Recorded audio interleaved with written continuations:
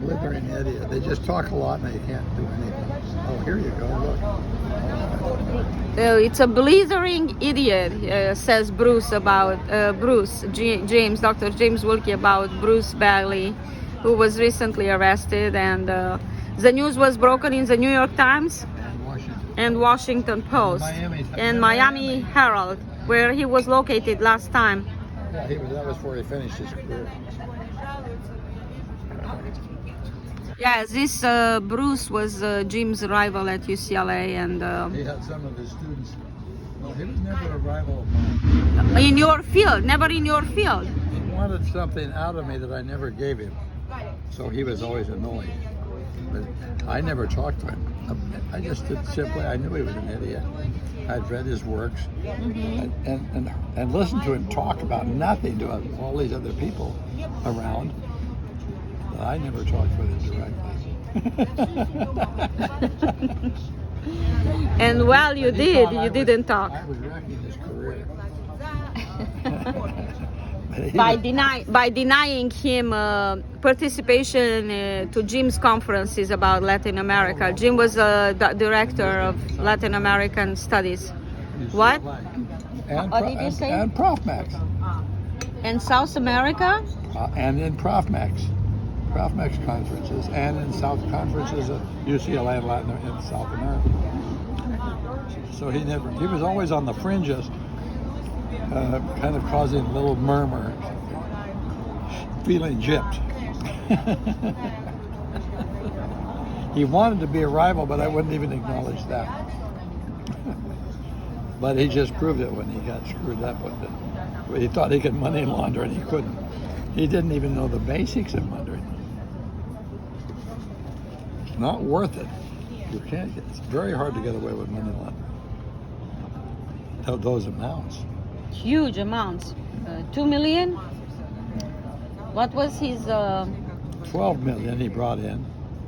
100,000 a month. Mm-hmm. Well, that's you're just exposing yourself every month to an investigation. Especially when it doesn't stay in your account.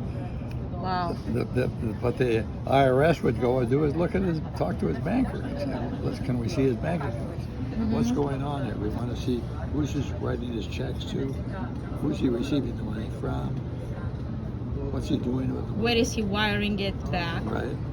Well, they might not wire from the bank. He might go out and wire through Western Union. Yeah. What was his share of this money, 10%. From this money? How much? 10%. 10%. But think what it would have been if it had gone on through to the 3.5 billion that was planned. It was totally out of his league. He didn't know. He was a screwball. He didn't know anything.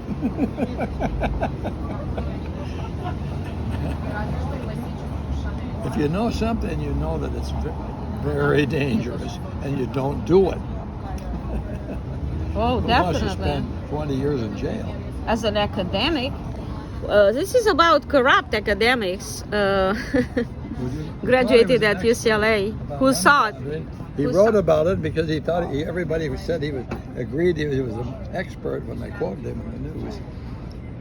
But see, the news people come and they need a quick report. Something's happened in South America or Mexico. Who was killed recently? He also claimed to know, be an expert on all of the drug lords. So we could give him a quick rundown on the guy's life, and then they'd ask about money laundering, or he'd tell them about money laundering, how much money they had laundered. Then that was all they wanted. They just wanted a quick summary, and he would give it to them, even if it was false. He was making up numbers even. It's called false expertise. Non-values. Well, that's why I wouldn't take him. I wouldn't invite him to anything. Pardon? I never invited him to anything because I knew he was a fake. I could see him operating on the fringes, and I could read his articles and books, but they weren't worth it. They were mindless. But he was proud of being an expert. He was so proud he thought, I could do this. He didn't know step one.